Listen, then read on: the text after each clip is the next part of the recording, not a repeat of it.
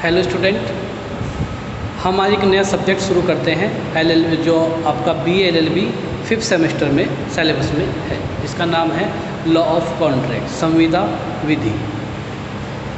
तो संविदा विधि के अंतर्गत हम स्टेप बाय स्टेप पढ़ना शुरू करेंगे। तो सबसे पहले हमारा आज का जो टॉपिक रहेगा वो रहेगा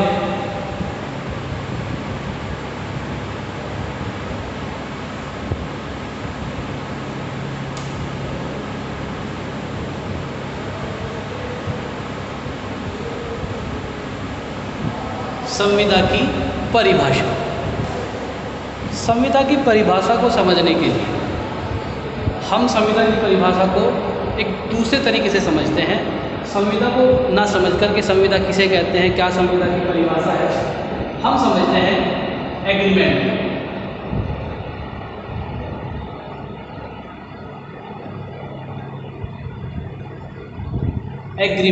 एग्रीमेंट मतलब करार।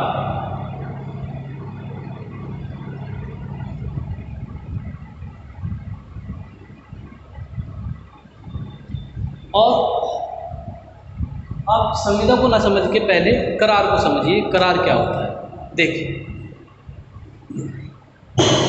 जब दो व्यक्ति जब टू पार्टीज किसी काम को करने के लिए एक दूसरे को वचन देते हैं, जैसे ए नाम का व्यक्ति बी नाम के व्यक्ति को अपनी कोई संपत्ति या अपना कोई प्लॉट बेचने का वचन देता है और दूसरा व्यक्ति बी उस प्लॉट को खरीदने का वचन देता है, तो जब दोनों के वचन आपस में मिल जाते हैं तो वो क्या बन जाते हैं? करार बन जाते हैं। जब ए अपनी कोई संपत्ति 20 लाख रुपए में या 10 लाख रुपए में बी को बेचने का वचन देता है और बी उस संपत्ति को खरीदने का स्वीकृति देता है, तो ये क्या बन जाता है? करार बन जाता है। जब दो व्यक्तियों के आपस में वचनों का समावेश हो जाता है तो ये एक करार बन जाता है।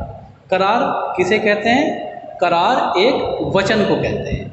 अब वचन किसे कहते हैं?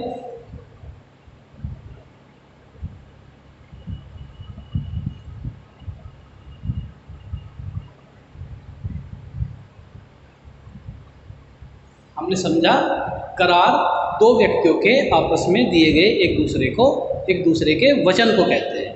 और वचन किसे कहते हैं? जब एक व्यक्ति के द्वारा कोई प्रस्ताव किया जाता है किसी काम को करने के लिए और दूसरे व्यक्ति के द्वारा उस प्रस्ताव को स्वीकार कर लिया जाता है।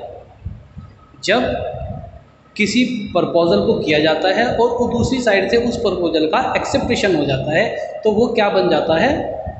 वचन बन जाता है। क्या कहलाता है वचन? वचन किसी स्वीकार किए गए प्रस्ताव को कहा जाता है। जब किसी प्रस्ताव को स्वीकार कर लिया जाता है तो वो वचन कहलाता है। और करार किसे कहते हैं? करार कहते हैं वचन।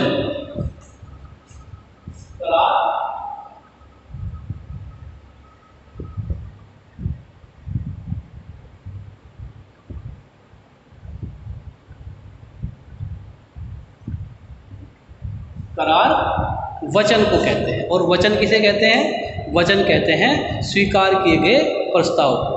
तो अब आप समझिए, हमने समझा एग्रीमेंट, करार। जब कोई व्यक्ति करार करता है इसका अर्थ है कि किसी प्रस्ताव को स्वीकार कर लिया गया है, अर्थात करार का अर्थ होता है वचन। वचन का अर्थ होता है स्वीकार किए गए प्रस्ताव को हम वचन कहते हैं। जब दो व्यक्ति आपस में कुछ बेचने या कुछ खरीदने के लिए करार करते हैं, एक दूसरे को प्रॉमिस देते हैं, तो वो क्या कहलाता है? वचन कहलाता है। अब इन दो वर्ड्स के अर्थ से हम संविदा की परिभाषा को समझेंगे। इन दो वर्ड्स के अर्थ से, एग्रीमेंट और प्रॉमिस, इन दोनों के अर्थ से हम संविदा की परिभाषा को समझेंगे। हमने समझा एग्रीमेंट, करार वचन को कहते हैं। वचन स्वीकार किए गए प्रस्ताव को कहते हैं। किसे कहते हैं वचन? स्वीकार किए गए प्रस्ताव।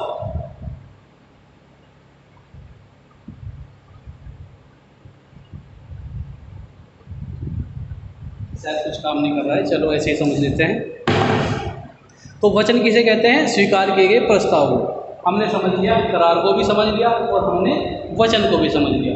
अब हम समझते हैं संविदा को। संविदा किसे कहते हैं? देखिए, संविदा की जो परिभाषा संविदा अधिनियम में दी गई है 2H, संविदा अधिनियम के सेक्शन 2H में संविदा की परिभाषा दी गई।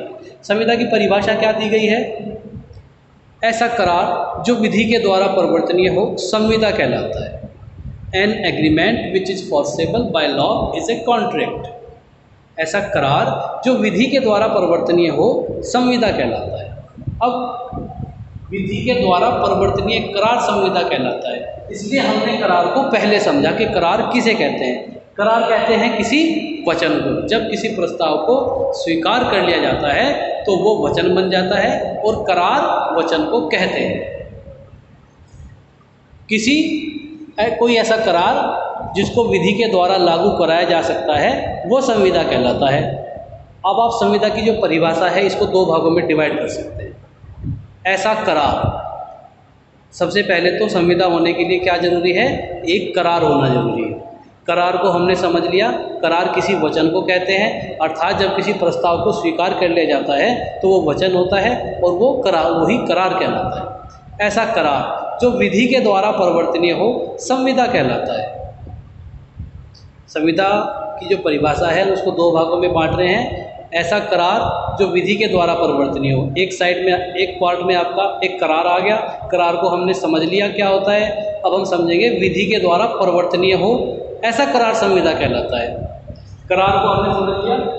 अब आप एक बात सोचिए कि जब ए नाम का व्यक्ति बी नाम के किसी व्यक्ति को एक कार्य का प्रस्ताव करता है, क्या प्रस्ताव करता है कि यदि बी सी का कोई मकान, सी से उसका मकान खाली करा ले अवैध रूप से, तो वह उसको 1 लाख रुपए इनाम में देगा। एक उदाहरण से समझिए आप, ये ए है और ये बी है और ये सी का मकान है। ये सी का मकान है।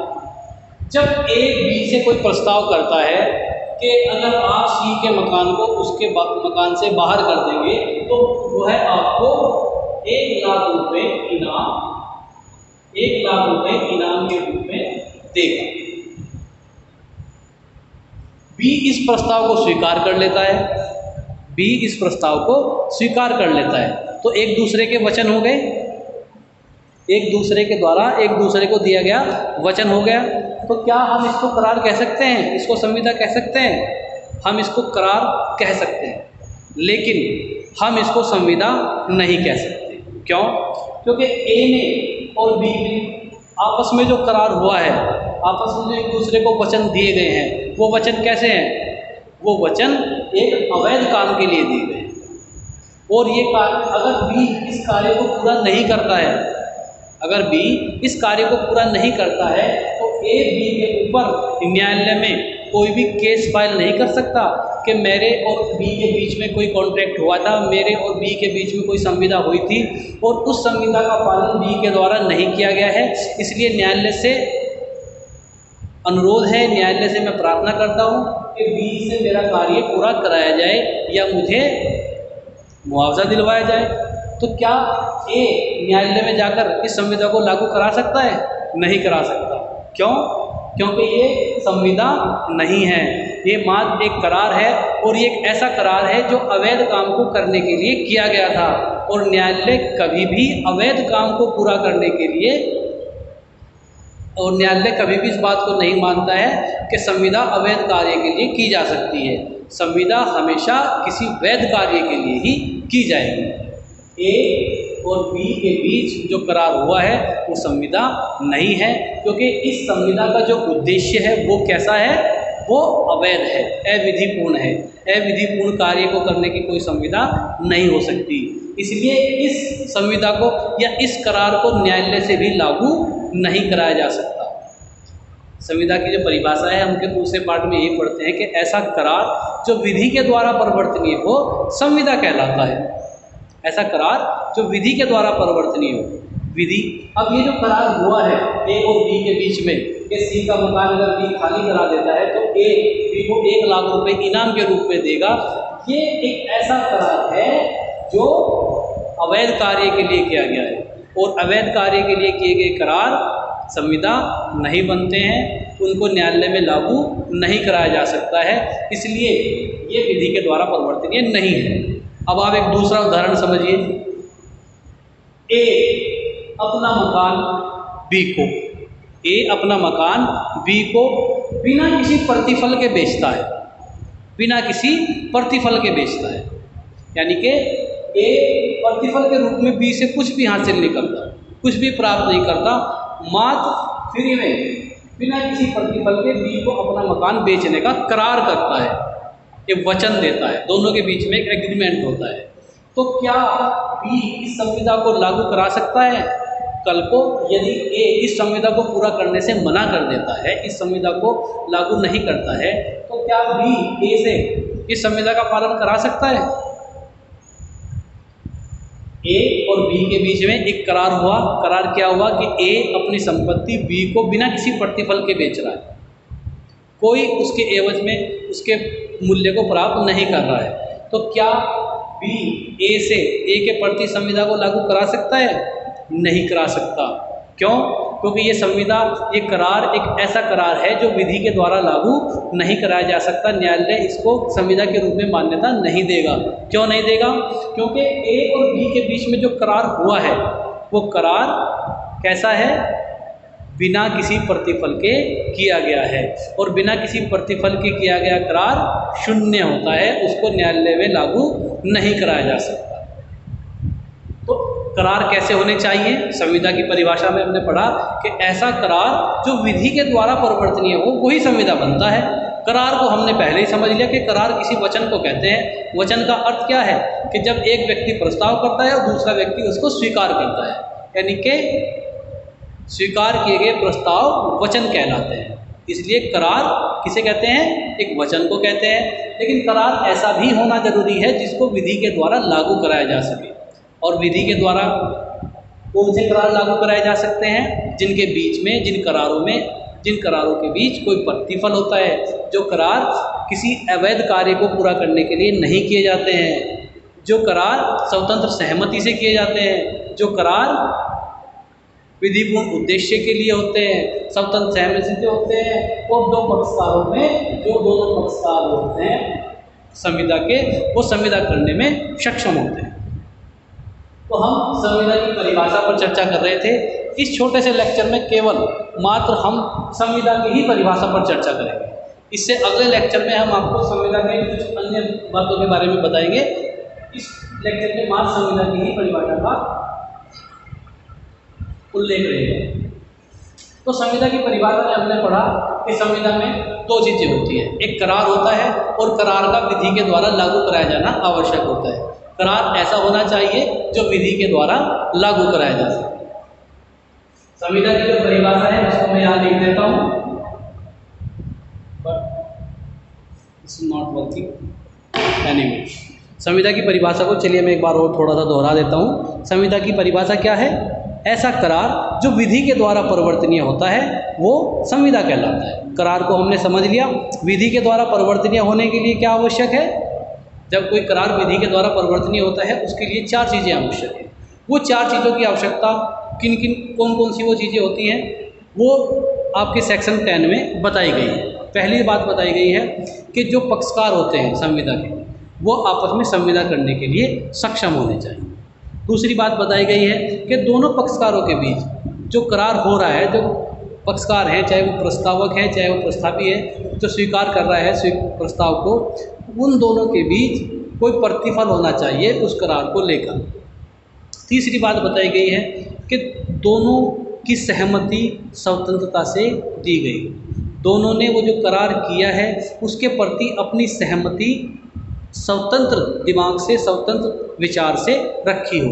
किसी जोर जबरदस्ती या दबाव में किसी ने सहमति ना दी हो। जोर जबरदस्ती या दबाव का अर्थ क्या होता है? जैसे यदि कोई बंदूक की नोक पर किसी दूसरे व्यक्ति से उसकी संपत्ति खरीदने का करार करता है तो वो कैसी सहमति होगी? वो स्वतंत्र सहमति नहीं कहलाएगी, वो दबाव में दी गई स्वतंत्र सहमति कहलाएगी। इसलिए वो करार संविदा नहीं बनेगा। लास्ट बात क्या है? पक्षकार सक्षम होने चाहिए, स्वतंत्र सहमति होनी चाहिए, और जो जिस उद्देश्य के लिए संविदा की जा रही है वो उद्देश्य वैध होना चाहिए। किसी अवैध काम को करने के लिए कभी कोई संविदा नहीं की जाती। तो इस लेक्चर में इतना ही, संविदा की परिभाषा और संविदा का थोड़ा सा संधि विच्छेद। अगले लेक्चर में हम थोड़ा सा आगे बढ़ेंगे। जैसे हम पढ़ेंगे अगले लेक्चर में प्रस्ताव, एक प्रपोजल क्या होता है और प्रपोजल के क्या ढंग होते हैं, किस तरीके से प्रपोजल किया जा सकता है। प्रपोजल के बाद आपका एक्सेप्टेशन आएगा, स्वीकृति आएगी। Thank you.